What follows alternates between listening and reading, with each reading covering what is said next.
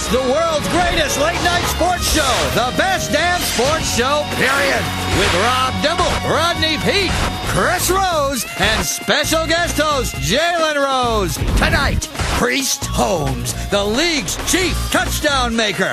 How the leading man is dealing with a terrific understudy. Speaking of KC, Royals Hall of Famer George Brett, plus Michael Rapaport, star of the new show, The War at Home. But that's not all. Which 0-2 NFL team is in the deepest trouble? How much heat is Dante under? And watch for the new show, When Drivers Attack. It's a road rage-filled edition of the world's greatest late-night sports show. The best damn sports show, period. Starts right now. Ah, yeah. The football talk today.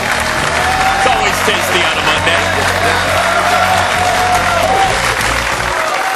Hey there! Welcome to the Best Damn Sports Show Fair. We are ready to kick off another great week in style. Now, John Sally off resting for the next few days, but don't worry. Filling in for him from the Toronto Raptors. Point guard Jalen Rose! Keeping it warm. Yeah, how you been, buddy? Been real good. Thanks for having me. Always excited to be here. Ready to go back to work in the next couple weeks? Yeah, I'm ready to get back to work, training hard, excited about a new season, and we're going to see what happens. A little different for you today because actually you're playing in front of a sellout. Which I thought was kind of nice. That's very nice. That's very nice. I'm pretty sure the fans in Canada love you for that. I'm kidding. Do we even get broadcast up there? Sometime. I didn't think so. All right, well, you're an NBA regular during the season. One of our football regulars, of course, a two-time Pro Bowler from the Seattle Seahawks, Sean Alexander. And remember a few weeks ago he said this? The new touchdown dance is going to be birthday baby. I'm going to score, tuck a little bit, rock, put up on the shoulder. There we go. I'm going to come on to the sideline. Well, guess what? We do change lives. Yesterday against the Atlanta Falcons, he scores his first touchdown of the season, and he burps the baby. Anyway, Sean. Loved it. Giving it up for Best Dams. He ran for 144 yards in their first win of the year. That's not bad, nice. See? You guys never did anything for us when you were playing.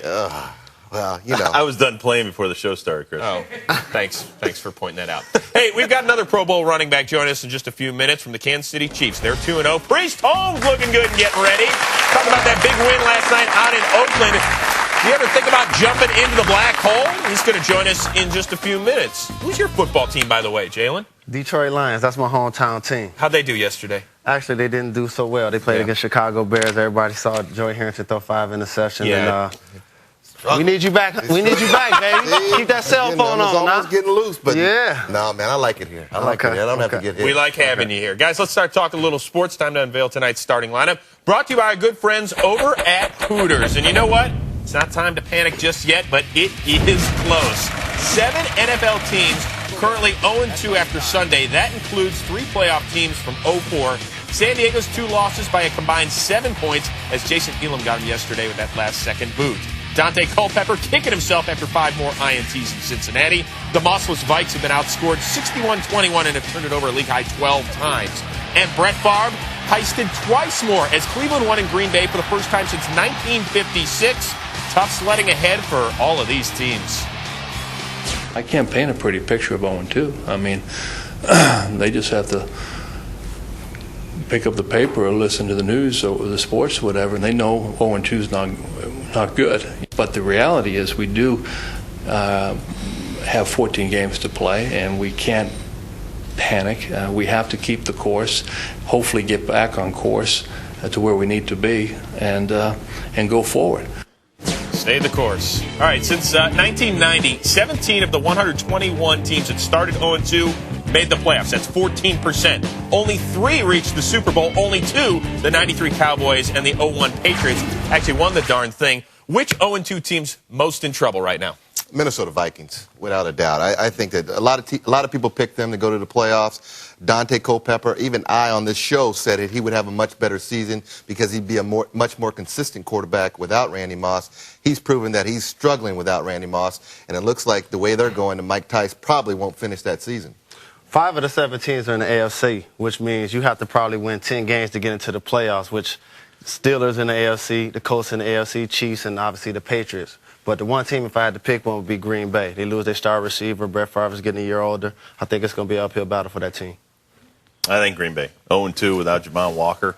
And Favre's already talking about retiring. I think that franchise is in a lot of trouble. Yeah, I don't think there's any question. I mean, he lost 2 starting guards from last year. I mean, it might be a 5-11 season for Brett Favre. I mean, could we see the end of the line for him? Yeah, we very well could. In a 5-11 season, we'll start to get you thinking about retirement. What do you guys actually think it would make him want to come back more? To say, you know what, we can turn it around, or want to hit the road? No, he's done that. He's done that several times in his career where he said, I'm going to come back to prove people that I can come back. I've had all this tragedy in my life coming back so people won't say I went out on a bad note, I went out because of whatever reason. So he's done that in his career. I think the problem up in Green Bay, I think now that they're 0-2, there's going to be some grumblings in that locker room because remember his riff with Javon Walker during his contract time.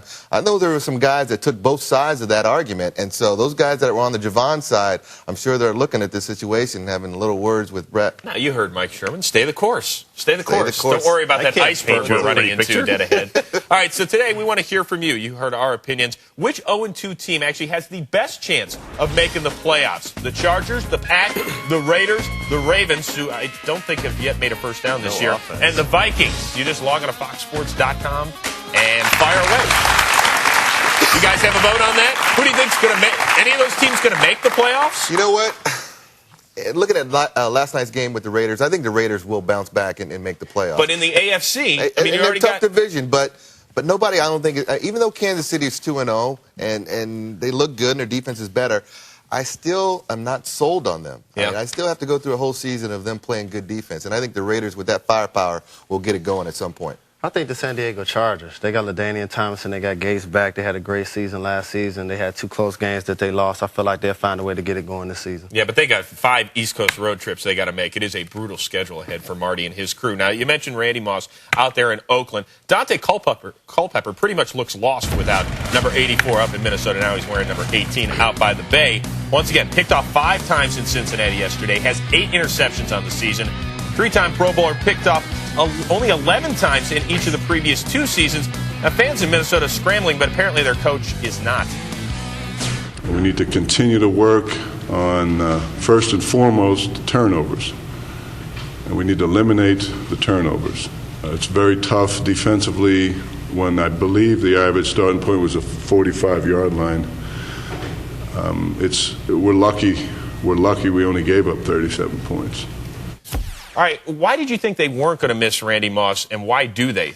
Well, I didn't think they weren't going to miss Randy. I thought Dante would be a more efficient quarterback because he wouldn't look for Randy on every single play. But here's the problem now, is that Dante has no security right now. When things break down or he's in trouble, he used to throw it up and Randy would go get it. Now there's no Randy and there's nobody to throw it up to, and there's no running game up in Minnesota. So they're in big-time trouble. Sometimes does it happen when a superstar leaves, other guys aren't used to roles they got to step into? Does that happen in pro sports? Yeah, it definitely happens. They wanted Nate Burleson to step in and be Randy Moss and be the number 1 receiver. Obviously, that's a big-time task for him. But all great quarterbacks have a great receiver. Peyton Manning, Marvin Harrison, Donovan McNabb, Terrell Owens. And I think, like he said, Dante definitely misses his security blanket. Yeah, without a doubt. Well, guys, in an attempt to make Dante feel more at home next week, Vikings receivers are actually going to do this. They're going to put on their old Randy Moss mask. Oh, Here I am.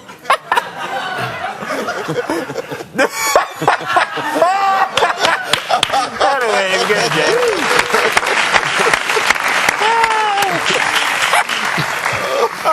By the way, you can get those. This is great for Halloween. Realmask.com. Dibs. Dibs, that thing doesn't even come close to fitting on your face. Keep that on. You got to keep that on, man, for a second. Look at dude, when you can see nice little flaps of skin on the outside.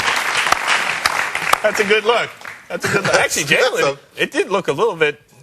Moss is my man. I got that Raiders jersey. He putting in work. Dante definitely missed him. Right, Dante didn't trade him, though. It's on the organization. Good point. All right, guys, let's move on. You got to keep that on for just a second, though, please. Batting second in tonight's starting lineup,